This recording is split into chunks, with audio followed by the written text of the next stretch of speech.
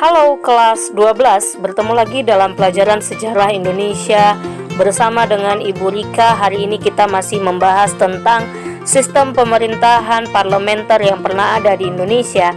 Tetapi kali ini kita akan fokus kepada sistem perekonomiannya, yaitu sistem ekonomi liberal. Adapun tujuan pembelajaran kita adalah kamu mampu menjelaskan kebijakan dan sistem ekonomi yang berlaku pada masa demokrasi parlementer, yaitu sistem ekonomi liberal.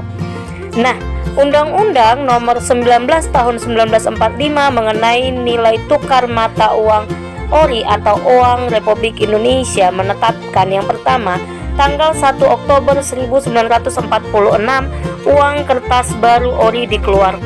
Kemudian, berdasarkan Peraturan Nomor 2 Tahun 1946, didirikanlah Bank Nasional Indonesia sebagai bank sirkulasi atau bank pertukaran uang. Kemudian dilakukan sistem ekonomi gerakan benteng dari Sumitro Joyo Hadikusumo dan sistem ekonomi Alibaba atau Ishak Cokro Hadi Suryo. Sistem perekonomian yang selanjutnya ini adalah Plan I.J. Kasimo, di mana dia merencanakan pemberian bantuan kepada para petani dan pemilik tanah, karena dia berpendapat bahwa kalau dia mensejahterakan para petani maka akan mensejahterakan perekonomian. Jadi dia berusaha untuk memperbaiki bidang pertanian. Pada tanggal 20 Maret 1950, Menteri Keuangan Syafruddin Prawinegara itu mengambil kebijakan memotong uang dengan memberlakukan nilai setengahnya untuk mata uang yang mempunyai nominal 2,5 rupiah ke atas. Kebijakan ini dikenal dengan istilah Gunting Syafruddin. Bagaimana penerapan ini? Ini untuk mengurangi jumlah uang yang beredar dan mengatasi defisit anggaran. Perhatikan contoh ini. Nah, ini adalah contoh mata uang yang digunting. Misalnya seperti ini. Kamu punya uang 50 rupiah. Kamu ingin membeli yang namanya beras seharga 25 rupiah. Saat kamu memberi uang 50 rupiah kepada penjual, penjual tersebut bisa menggunting uang itu menjadi dua bagian, sama ukurannya. Kemudian yang separuh untuk dia, yang separuh lagi untuk kamu. Itu berlaku pada saat itu ya.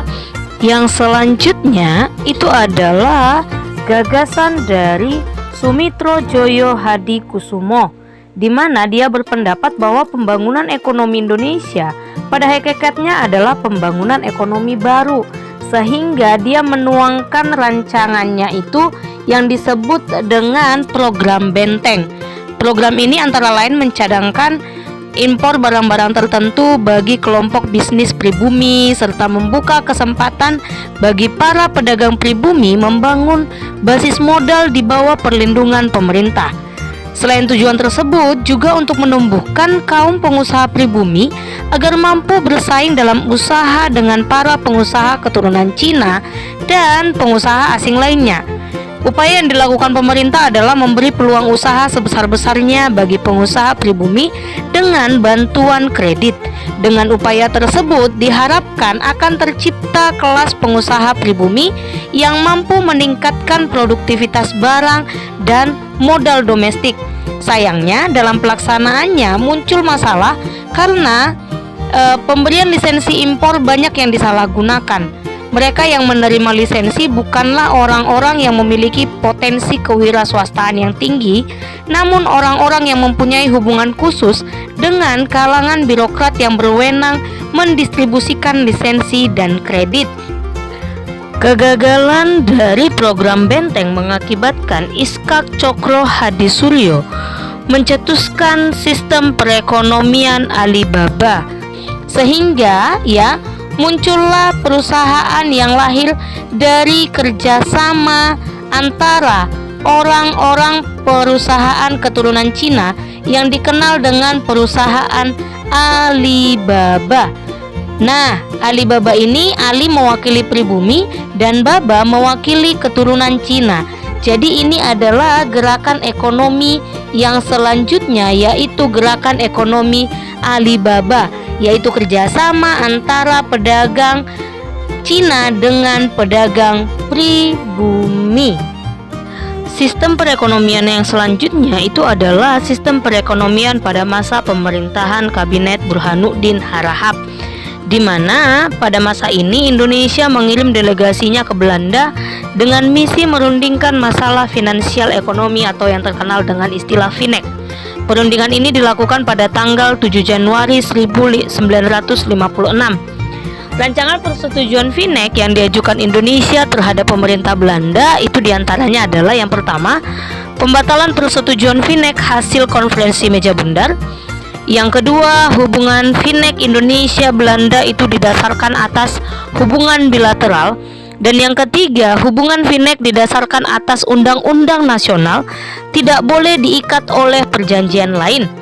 Namun, usul Indonesia ini tidak diterima oleh pemerintah Belanda, sehingga pemerintah Indonesia secara sepihak melaksanakan rancangan FINEK-nya dengan membubarkan Uni Indonesia Belanda pada tanggal 13 Februari 1956 dengan tujuan melepaskan diri dari ikatan ekonomi dengan Belanda.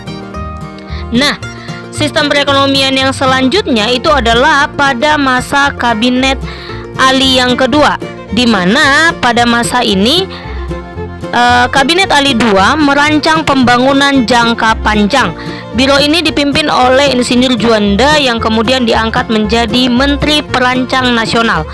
Biro ini kemudian merencanakan rencana program pembangunan 5 tahun atau RPLT yang rancangannya kemudian disetujui oleh parlemen.